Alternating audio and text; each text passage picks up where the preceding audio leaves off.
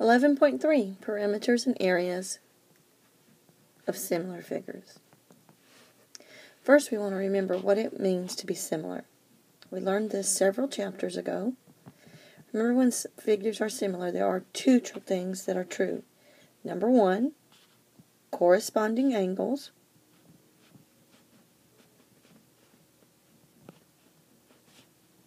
are congruent. Number two, corresponding sides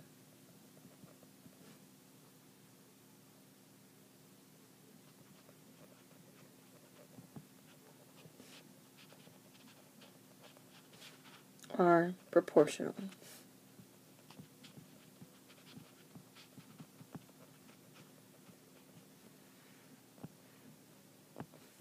It's important to keep these two ideas in mind when working with similar figures. Again, remember, corresponding angles, congruent, corresponding sides, proportional.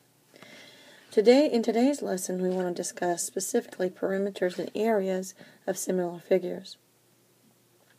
By the time we're done, I want you to be able to compare perimeters and areas of similar figures. And I also want you to be able to use perimeters and areas of similar figures to solve real-life problems. Let's first begin with what's true about the perimeters and areas of similar figures. When we're dealing with similar polygons, you need to be familiar with these terms: scale factors, side ratio, perimeter ratio, ratio of similarity. All of these are a linear ratio.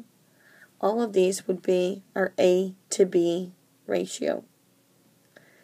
And remember, side ratio and perimeter ratio are the same ratio when dealing with similar figures. The side ratio, the perimeter ratio, the scale factor, the ratio of similarity, they are all the same ratio. When we're dealing with similar figures, the only ratio right now that would be different would be the area ratio. To get your area ratio, all you do is you take the A and B and square them. The area ratio would just be A squared over B squared. Okay, again, let's look at those two ratios. A to B, that's all of the linear ratios: scale factor, side ratio, perimeter ratio, ratio of similarity, all the A to B ratio. The area ratio is the only one that's different. It's the A squared to B squared ratio. Let's look at our first example. In these examples, they want us to find two things. They want us to find the perimeter ratio, and they want us to find the area ratio. Notice also that they ask for these ratios in the order of unshaded to shaded. Now remember, your perimeter ratio is the same as your side ratio. So you just take a pair of corresponding sides, 22 to 11, unshaded to shaded, and then reduce. So this would be a 2 to 1 ratio. To get our area ratio, simply just take the perimeter ratio and square it. 2 squared to 1 squared, or 4 to 1. Okay, one more time. You give it a try. Find the perimeter ratio and the area ratio. Pause the video, take a moment, find the two ratios. Alright, hopefully to find the perimeter ratio, you took the two sides, 8 to 10, and you reduced them. 8 over 10 will reduce to a 4 to 5 ratio. Once you know the perimeter ratio, remember this is the same as the side ratio. Once you know this linear ratio, you can take it, square it, and you've got your area ratio, 16 to 25.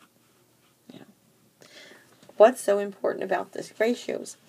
Anytime you're solving a linear problem, you're finding a missing side, you're finding anything linear, missing height, any missing segment, you would want to use your side ratio, the 2 to 1 ratio in this first example. But if you were solving a problem about a missing area, anything to do with the area, you would need the area ratio. Let's look at a couple of word problems.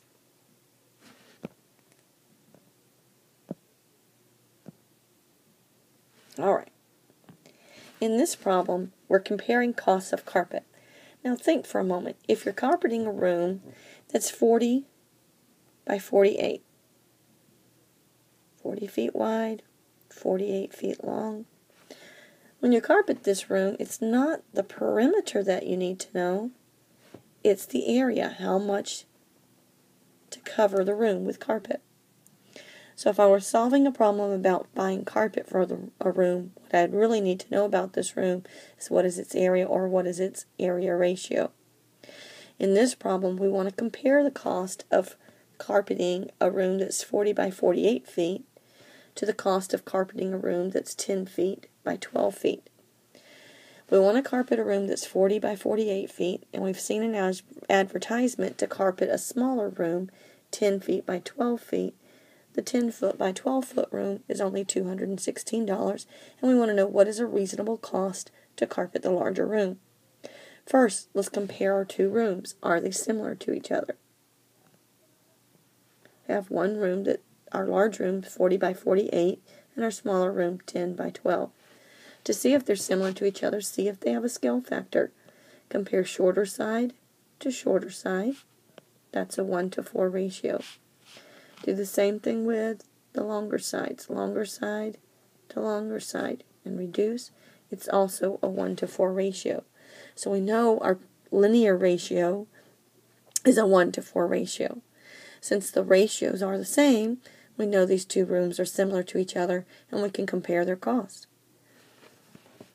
To compare the cost of the carpet, though, what we need is the area ratio. So we could take that linear ratio, 1:4, and square it, and we find that the area ratio is 1:16, which means the area of the larger room is 16 times more than the area of the smaller room. So the cost of carpeting the larger room should be 16 times more than the cost of carpeting the smaller room. We could set a proportion problem up to find what's a reasonable cost of carpeting this larger room. Cross multiply and solve. Since it costs $216 to carpet the smaller room, it's reasonable that the larger room should cost 16 times that, since it's 16 times bigger. Multiply 16 times the 216, and you find that a reasonable cost for carpeting the larger room is $3,456. Okay, let's look at another problem. In this problem, we have two-part gazebos. The floor of each gazebo is the shape of a regular hexagon.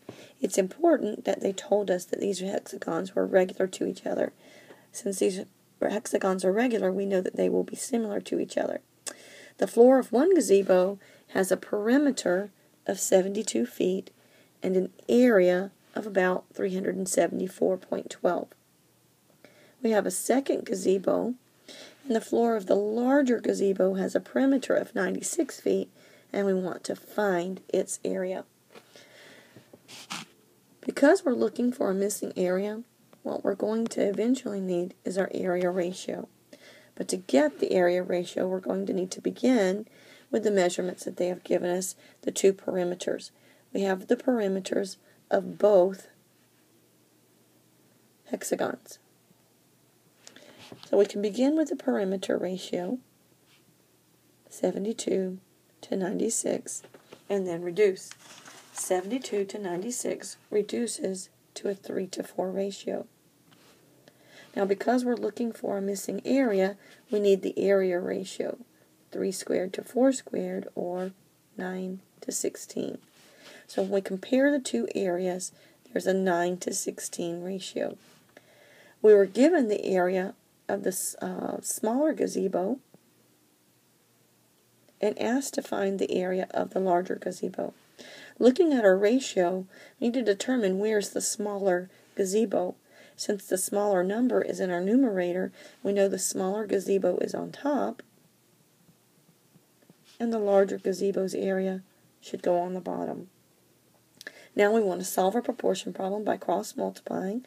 9 times A will be equal to 16 times the 374.12. To solve our finish solving our proportion problem, we would then want to take that answer, divide both sides by 9 to cancel out the 9. So the area would be equal to, use your calculator, 16 times the 374.12. Take that answer, divide it by 9. The area of the larger gazebo then is 665.1. All right, similar polygons. Remember, scale factor, side ratio, perimeter ratio, ratio of similarity, all of those are your linear ratio, and they will all be your A to B ratio.